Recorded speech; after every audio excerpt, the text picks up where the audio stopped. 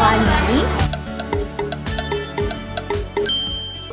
power tends to corrupt and absolute power corrupts absolutely, merupakan istilah yang tepat untuk menggambarkan situasi sebelum masa reformasi. Baru-baru ini, kita dikejutkan oleh peraturan pemerintah terkait manajemen ASN yang nyatanya justru berlawanan dengan agenda reformasi, yaitu menghapus dui fungsi ABRI. Pengesahan peraturan ini merupakan suatu bentuk kemunduran yang berpotensi mengancam pilar-pilar demokrasi yang telah susah payah dibangun pada masa reformasi. Sejauh ini, Kementerian Pendayagunaan Aparatur Negara dan Reformasi Birokrasi tengah menggodok RPP tentang manajemen ASN sebagai aturan turunan dari Undang-Undang Nomor 20 Tahun 2023 tentang Aparatur Sipil Negara. Aturan di dalamnya mencakup soal jabatan sipil yang bisa ditempati oleh anggota TNI atau Polri serta sebaliknya. Sebelumnya, Menpan dan RB Abdullah Azwar Anas memastikan bahwa jabatan sipil yang akan ditempati oleh TNI atau Polri dan TNI atau Polri tersebut tetap terbatas. Adapun jabatan TNI Polri yang bisa diisi ASN masih perlu dibahas.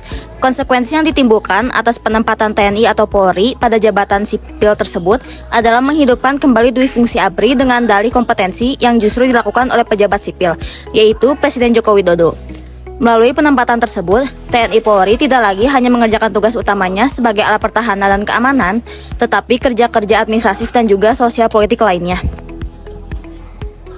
Hal tersebut menuai pro dan kontra. Pasalnya, hal tersebut nyata-nyata mengkhianati amanat Reformasi 1998 yang menghapus dui fungsi ABRI atau kini dikenal sebagai TNI atau Polri dan mengamanatkan profesionalisme TNI di bidang pertahanan atau keamanan. Dalam konteks itu, penyusunan RPP tentang manajemen ASN harus dipersoalkan. Salah satu muatan dalam rancangan peraturan tersebut adalah mengenai jabatan-jabatan ASN yang dapat diisi oleh prajurit TNI dan Polri. Reformasi TNI atau Polri tidak menjadi roh dalam RPP ini dan sangat berpotensi mengulang praktik dui fungsi ABRI. Terlebih mengikuti kecenderungan yang selama ini menjadi pada periode Presiden Jokowi yang tidak memiliki paradigma supremasi sipil dan dalam berdemokrasi dan abai terhadap reformasi TNI atau Polri.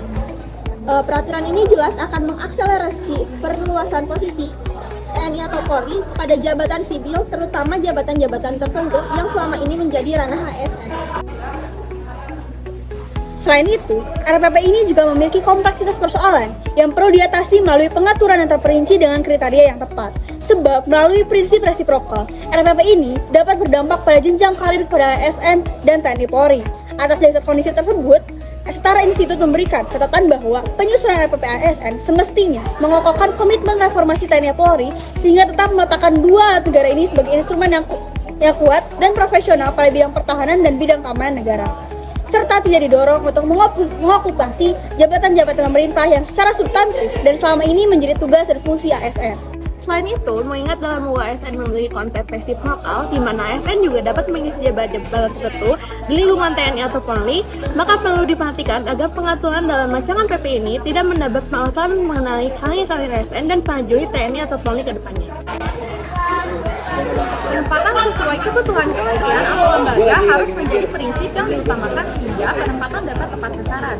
RPP manajemen ASN harus dipastikan menjadi instrumen untuk mewujudkan birokrasi berdampak, seperti jargon Kemenpan dan RB, bukan untuk menjadi sarana perluasan penempatan TNI atau Polri pada jabatan-jabatan ASN. Berikut merupakan studi kasus dari peraturan pemerintah yang masih bermasalah. Lantas, apa latar belakang dari adanya peraturan pemerintah yang bertendensi adanya dui fungsi ABRI? Demi kepentingan instansi atau demi kepentingan pribadi?